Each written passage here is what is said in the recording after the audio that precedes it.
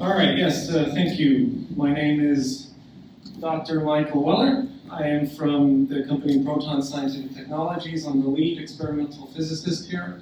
And I also want to introduce Dr. Dmitry Novikov. He's the CEO of Proton Scientific, and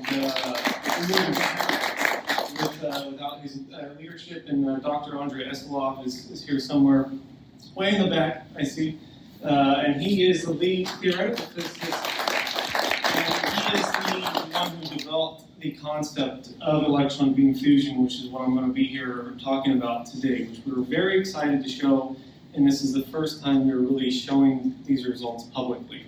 So without further ado, I'm going to go to the next slide and ask a question. With a raise of hands, as we're doing this today, how many of you have heard of the concept of fusion or know how fusion works?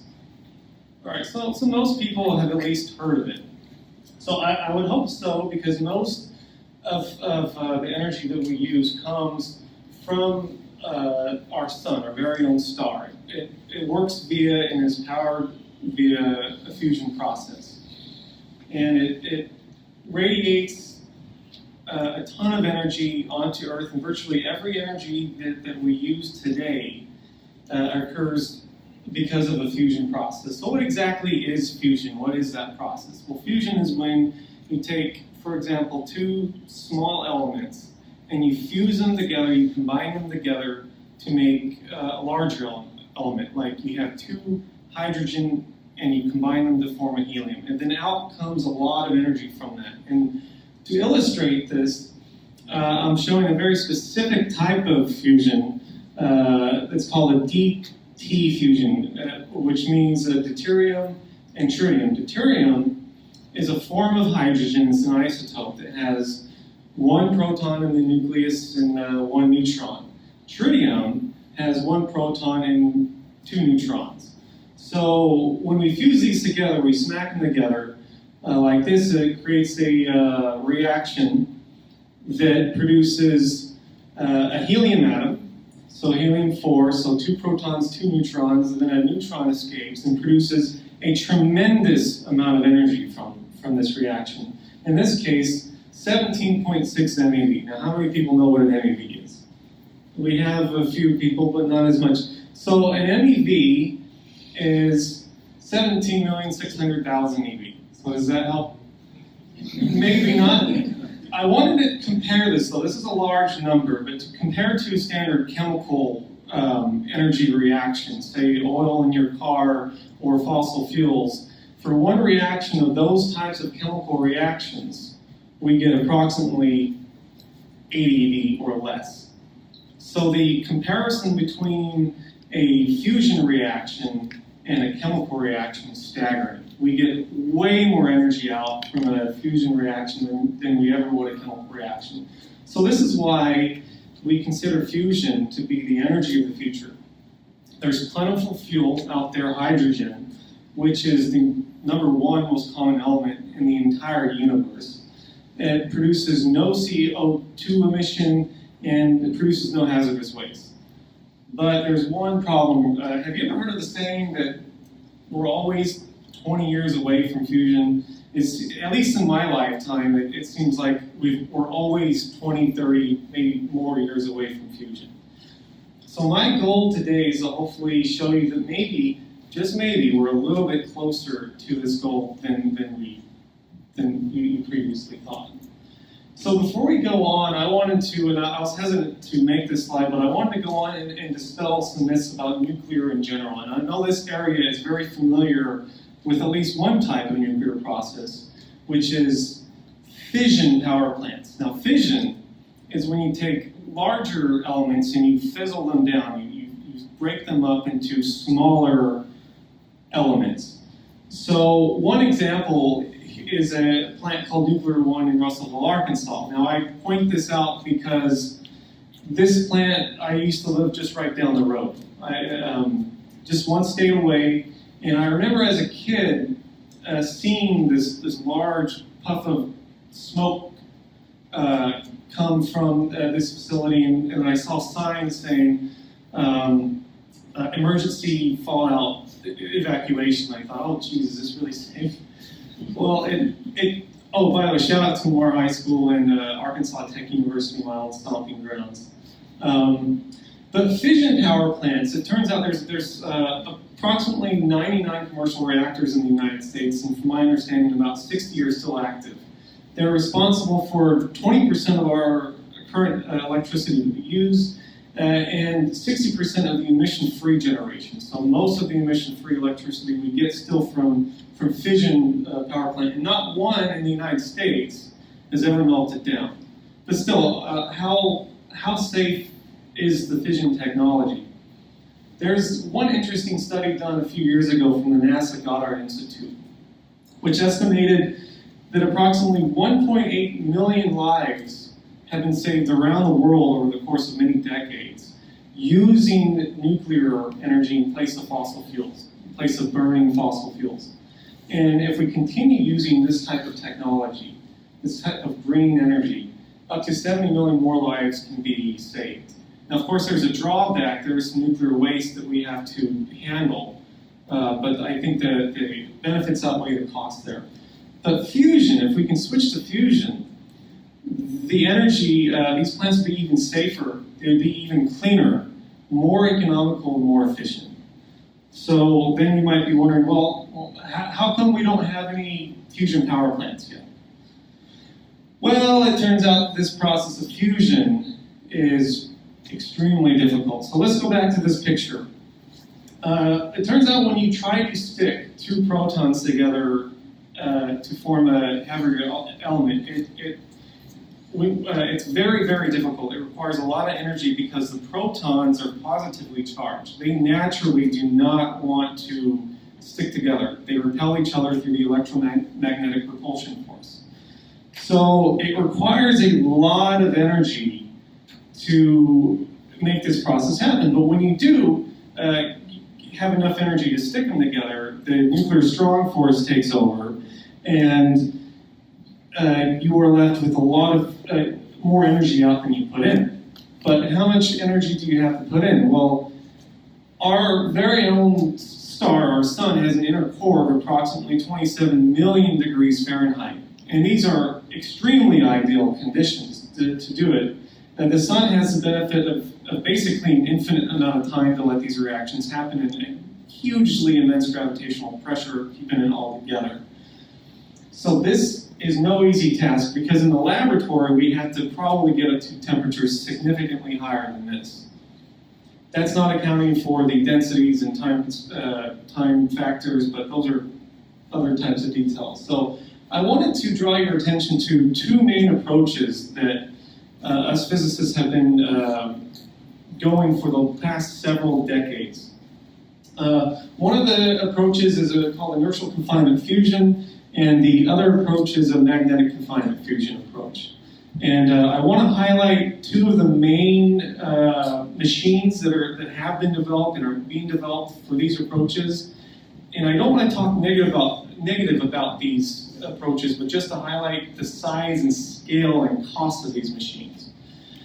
So the first one is called the National Ignition Facility.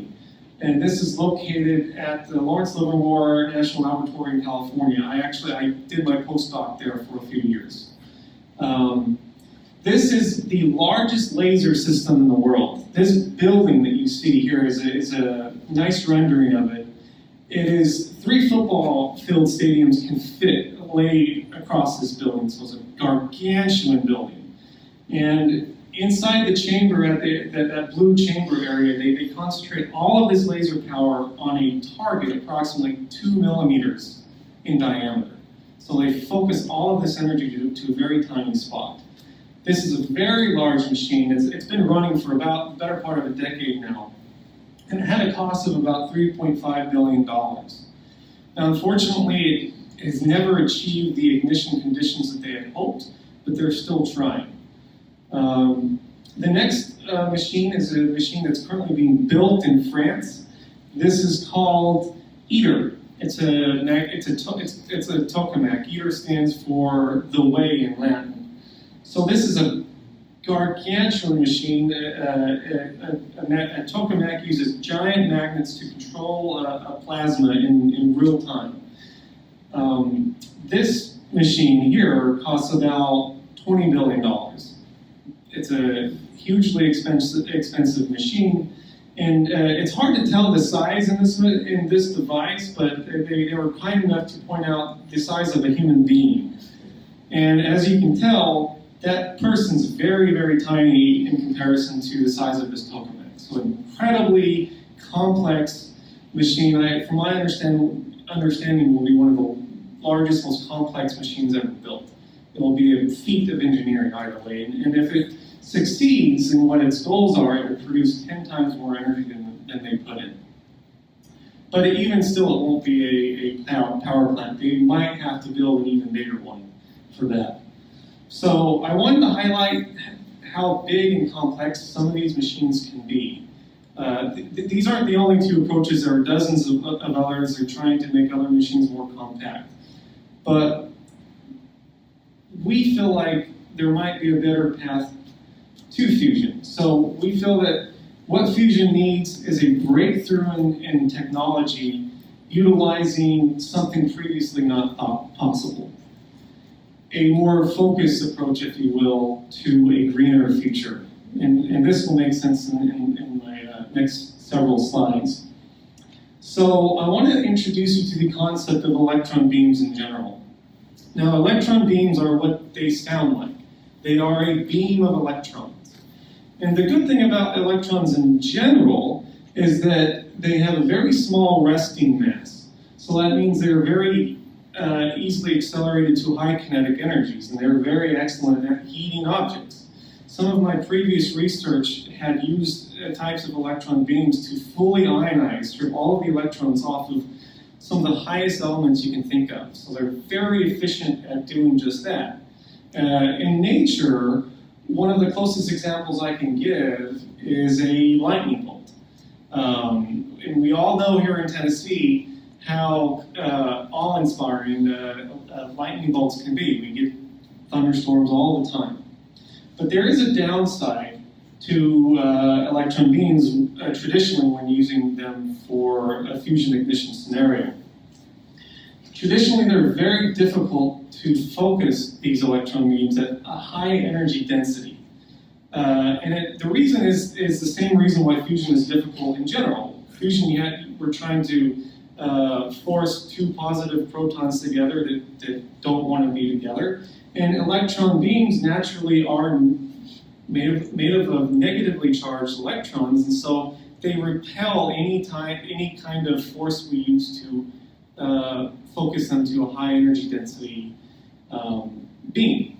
So they did research in the 70s trying to use electron beams and focus electron beams down to a small enough size.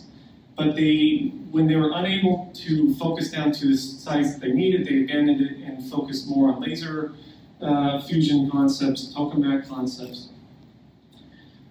So it's all about the focus. So this slide, I want to go through an exercise showing the progress that we've made at Proton Scientific Technologies on focusing the electron beam and what that means for the possibility of using this for ignition.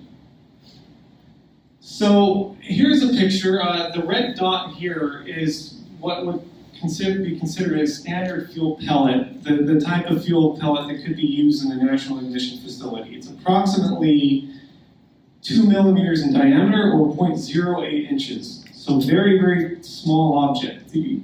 And above, I'm showing a rendition of a lightning bolt, which from what I was able to research can get down to as low as 1 to 2 inches. So here I'm drawing to scale about 1 inch diameter lightning bolt.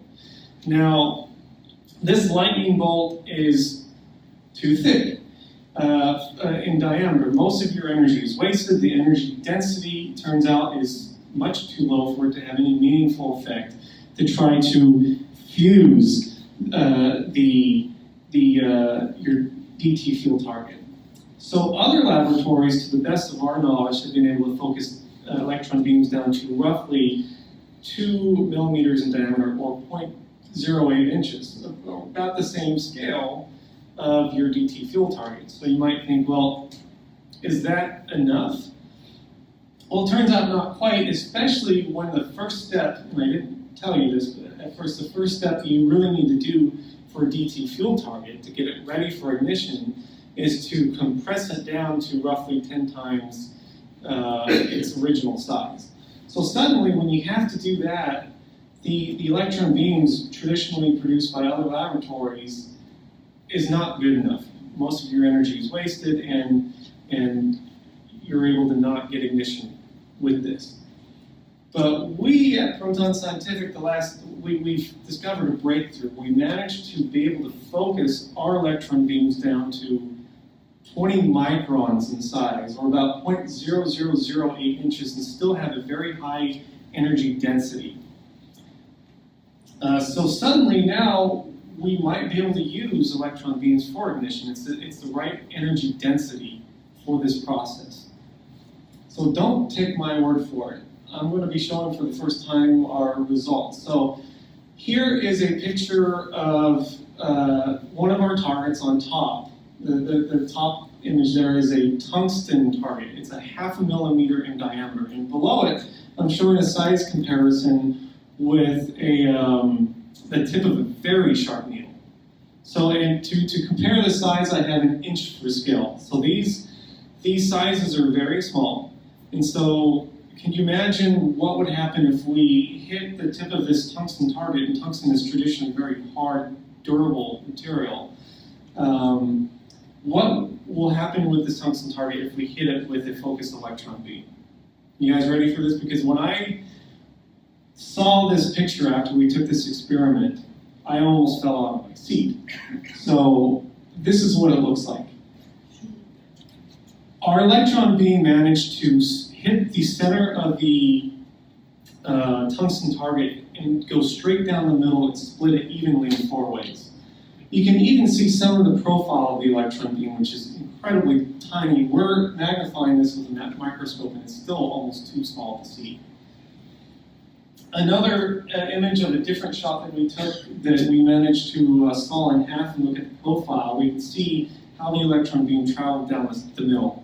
And this is a very durable and robust system. In fact, we've taken hundreds of these shots in this building the past few years.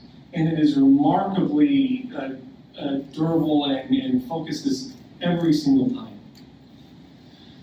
So, we're able to do that, like I said, in this building. And the machine that's able to produce a beam that's focused like this is the size of a human being. The breakthrough does not rely in our pulse power technology. It relies in our specific load design. But we hope to scale to fusion energy levels. Right now, it's not fusion energy levels. To scale up to fusion energy levels, we estimate that it will only require a machine of about this scale. And we're hoping to be able to build a machine like this just down the road from here. So that takes us to our goals, our future plan. We want to build power plants using this technology. We want to be able to easily integrate this technology into existing power plants in the grid, kind of like plugging it in via propulsion and space exploration. So this takes us to the mission statement. We are here to develop a commercial process that produces clean and affordable fusion power, which will meet the energy demands in the 21st century and beyond. And our uniquely economical configuration to harness breakthrough in fusion power. We could build the machine I showed on the previous slide right now.